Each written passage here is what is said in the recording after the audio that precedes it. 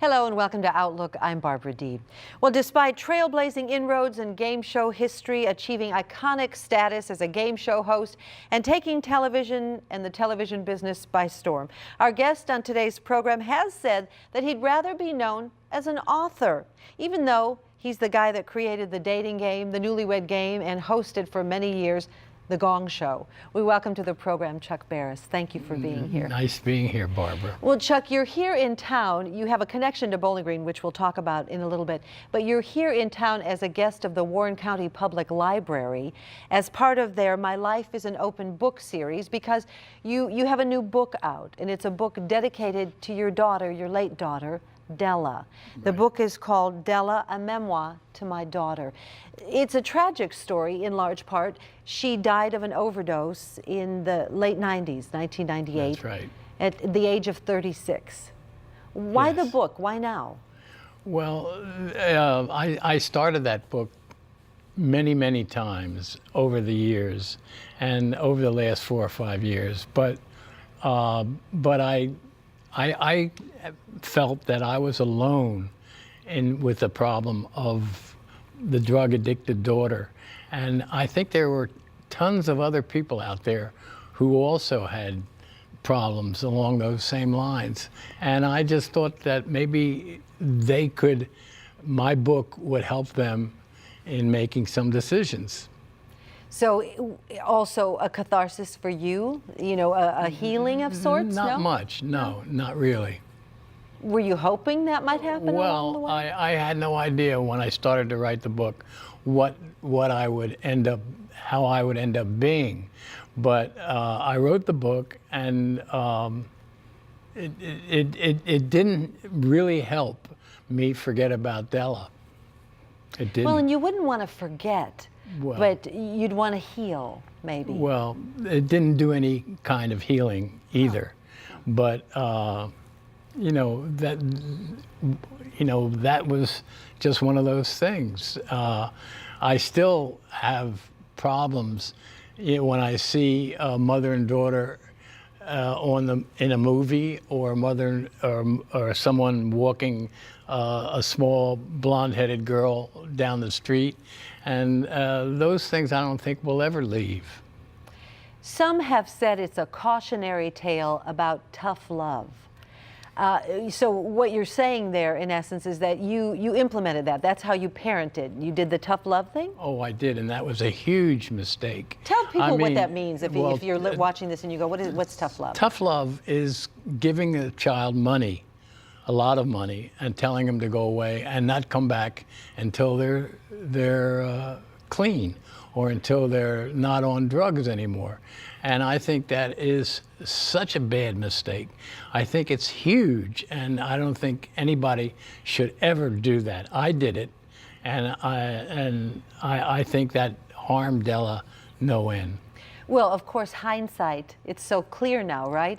But at the time, you thought you were going to help her to get the help she needed by giving her that money? Well, at that time, I was tired.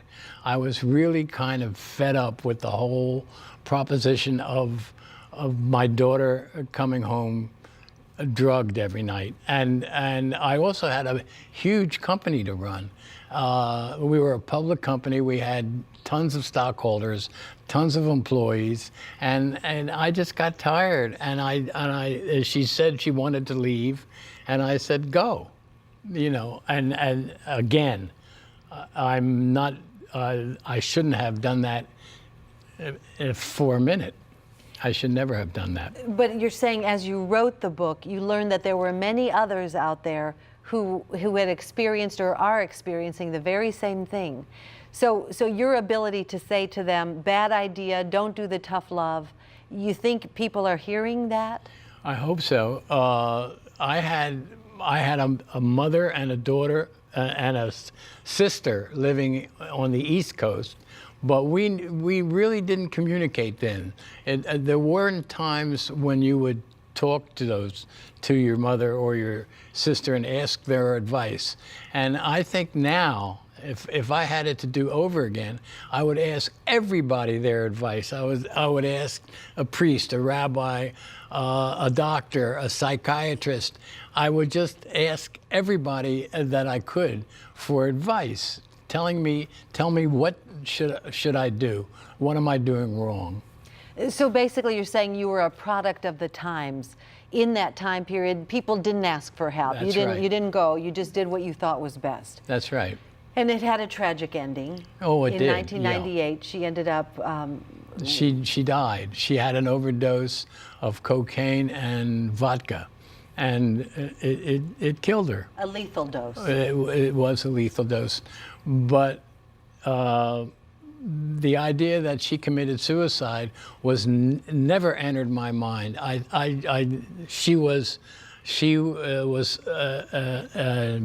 She did everything in excess, just like me. I mean, if I had chewing gum, I ate packs and packs, and if I smoked a cigarette, I smoked, a lot, and she was the same way, and I think that aided her when she died. Well, aided her, and also the fact that it sounds like people around her enabled her to do what she did. Oh yes, that was true too. So the book, you're out there, and you say, I thought that was interesting that you said that. You've done so many different things, and you could wear many different hats, but you want to be known as an author. You've written other books, but this one very special to you? It is special to me. I couldn't write another book after I finished writing that for about 2 years. But, I have written other books, but the thing that I really hesitate being known as if I died today, the headline would be, if there was a headline, would be host of the Gong Show dies. And that's the thing that I didn't want to be. I would much rather have been an author. Author Chuck Barris dies, So. Really? Have you ever been anywhere since 1978 where they didn't say the host or the former host of the Gong Show? No, that's a given. That just happens. But now you didn't set out, Charles Hirsch Barris did not set out to be a game show host and or an author. How'd that all shake out? Well, it's a long story, but the short version is I became a page at NBC, which led to the management training program, which led to the American Broadcasting Company, and Dick Clark. I went down to Philadelphia every day, Monday through Friday, to work on Bandstand because Dick was in some sort of problem with payola, and that was my job to spy on him. But Dick and I became very, very good friends. We've been friends for 50 or 55 years or something like that. Well, what did they call it? Standards and practices? Standards and practices. Okay. And I just wrote little memos, tons of them. I mean, I was there for a year, and finally Dick went down to Washington, and he was exonerated, and I was moved into the daytime television department. And ABC at the time was trying to trying to build their daytime lineup from 4 o'clock to 3 o'clock to 2 o'clock, all the way to 10 o'clock in the morning. And the game shows were the best things that they could do because game shows were cheap, they were very replaceable. If they didn't work, just get rid of it. And that's where I learned about game shows. And I kept saying, I can do better than that, and I did the dating game, and it was better than that. And then I did the dating game just like that. But I mean, there's so much these days a resurgence of interest in the 60s and in all things retro. So give us, if you will, help us understand what it was like. I've been in TV a long time myself, but in the 60s when it was just beginning like that. You know, what was it like, really? Oh, it was incredible. It was so exciting. I mean, there was color in Brooklyn, and I dated a color girl. The girl had red hair, blue eyes, peaches and cream complexion, and she sat on a stool, and they took a picture of her, and they set their cameras according to skin colors, and they were doing color in Brooklyn, or did I say that? But I mean, anyway, it's just amazing it was the way amazing what was going on in the industry, and they went to cards.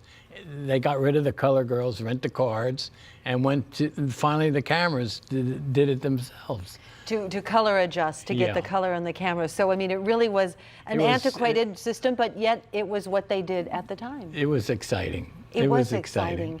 So you're saying, you know, and we had an author in here last week, and she sold 60 million copies of her book, but said the same thing because she thought she could do it better.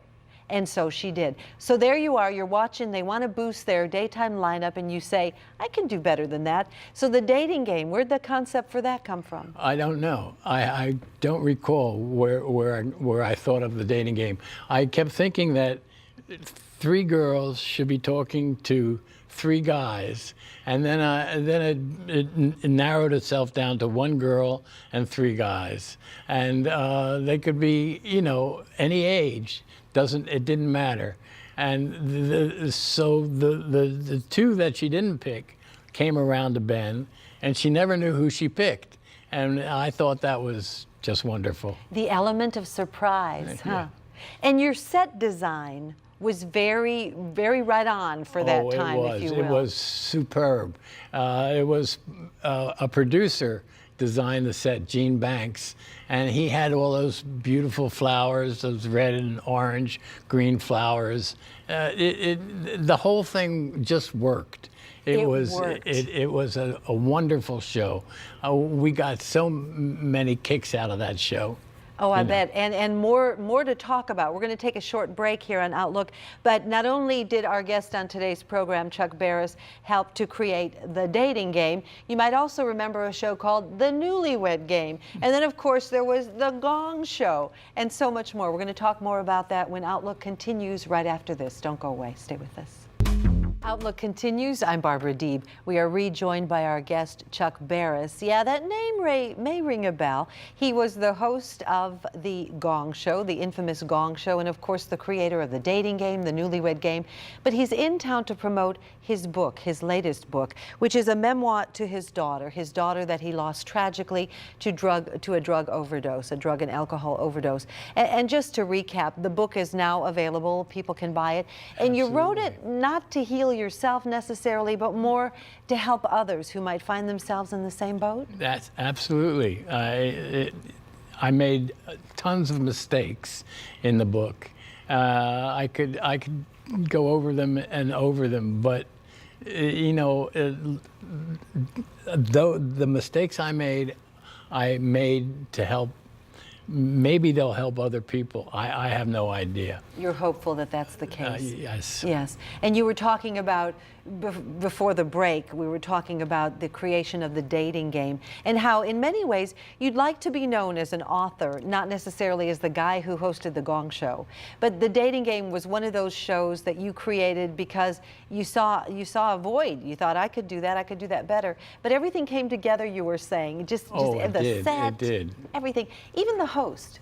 I got my hosts from radio because the game shows of the time were using the same hosts over and over and over again. And I just decided to go to radio, and I found Jim Lang and Bob Eubanks both doing radio shows, one in San Francisco and one in the Valley in California. So I used them, Jim for the dating game, and he was perfect. And Bob eventually became perfect for the Newlywed Game, but he was the worst host I ever had in the first week. I mean, he was so bad. His timing was awful. But I worked with him and I worked with him, and you know, eventually he became Mr. Newlywed Game. Will always be Mr. Newlywed right. Game. But you say about the Newlywed Game in some things that I've read that was just the easiest format, the best format. It was. All you needed was 4 questions, 4 couples, and a washer dryer, and you were home free. I mean, it was a simple thing to do. The questions weren't that hard, although they tended to become harder as the program ran, year after year after year. Got a little more sophisticated. Yes, on it the did. questions, And yeah. I mean, you know, one of my favorite questions is, where would you say the sun rises in your bedroom? Sun rises in the west, I think. So, but over the bureau or whatever. And I just think that show was a comedic wherewithal. I mean, it just made you laugh constantly. And just so honest. It was so honest. Yeah. Comedic wherewithal. What about the Gong Show? How did that happen? Well, the Gong Show started out, I went out to do a good talent show. I mean, you really had that in mind? I really I wanted to do that because there weren't any places where people could be. There weren't any variety shows. There weren't any nightclubs. There just wasn't a place for talent to show themselves. So I decided to go out and get good talent. And I couldn't find any good talent. What I found was a lot of bad talent. So I came back to ABC and said, let's do a bad talent show. But I was so hot in those days that I could do almost anything. So we did a bad talent show, and where we had a couple of good acts interspersed so they could show how bad the other acts were. And that was the Gong Show. Now, you didn't set out to host it, though, did you originally? No. I was trying not to host it because I thought that would influence me in a bad way. So I tried to get one of my writers to be the host. And the vice president at the time, Madeline David, said, either you do the show, and I stepped in to help him, and she said, either you do the show or we're not going to do it. And I wrestled with that for 24 hours, and I decided to do the show, which, I don't know if that was the right decision or not. Really? Yeah. Too late now, but as you look back. It's too late now. I mean, do you kind of regret that? No, I never regretted it. It was 5 of the best years I ever spent in my life. I had so much fun doing that show, but the repercussions may be something else. I'm not quite sure. To be determined, huh? Yeah. And then you tried to bring back some of that, but it's like the magic was gone. It was a different audience, maybe. Well, no, I never really tried to bring anything back. I did the Gong Show, and when I got tired of doing the Gong Show, I think that somewhere along the line I had some kind of a nervous breakdown or something. I see kinescopes of me breaking sets, and I said to a makeup lady, I think it's time for me to leave, and she said, then leave, and she dabbed my face, and and I did, and I did. The timing was just right. Yeah. Of course, they made a movie about something else in your life, and you really don't care to discuss that period, the George Clooney movie. Yeah, we made Confessions of a Dangerous Mind, a book that I wrote, and they made it into a movie. And it was Sam Rockwell played me, and I thought he was great. He was great. And what did you think when you got the call and it's George Clooney on the other end, and he says, we want to make a movie about that book? Well, I had heard that they were going to make a movie of the book for a long time, and when he told me that he wanted to, I was very excited. I jumped up and down. Honored Yeah. to be remembered that way. But you know, I'm getting a sense that you want to be remembered as an author. Do you think by being remembered or connected to the Gong Show somehow that takes away credibility or something? Oh, I'm not sure about anything anymore. I don't really care. I Right. just, I just write, and that's fine for me. I'm very happy doing it. I'm content. I'm happily married, and so It's all good. it's all good. What's not to like? What's not to like? How do you write? Do you write at a computer or you I handwrite? write at a computer, and Okay. I'm a two-finger typist, and I'm writing a Western now. Really? Yeah, I have no idea why I'm writing a Western. I wrote a mystery before Della, and decided to write a Western after Della. And I'm making the plot up as I go along, which is not a wonderful thing to do. I haven't thought the book out, beginning, middle, and end, but that it's another book. There you go. I've heard you say that you could not create television today in these times. Yes, I don't think I could. The reality shows of today are so far different than the ones that I created. I just don't know. I have never seen American Idol, which is shocking to people at Fox when they think that I have never seen American Idol. But I just don't know. I don't know if I have no desire to. That's the first thing. I don't ever want to go back to television. I just want to write and let it go at that. But I mean, you are remembered. I mean, in television histories, there's your name. Yes. So that's got to feel good. Well, it feels fine. I just did a big thing for the Emmy Academy, which was very, heartwarming and very nice of them to include me. But Who knows? that's that. So it sounds like you're happy to just write at your computer. So you don't have this great novel that's waiting to percolate. Oh, I don't know. I don't know. There? Maybe. I always wanted to do my life story and call it Memoirs of a Liar. But I just don't know if that's really the thing to do now. You just I wanna mean, learn it. I'm very bored writing about myself. So. Well, maybe you can put yourself into the Western and let that shake out, huh?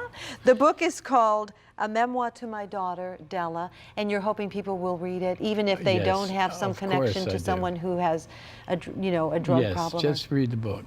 Just read the book. And when they say the name Chuck Barris, what do you want them to say after that? Chuck Barris. Good husband.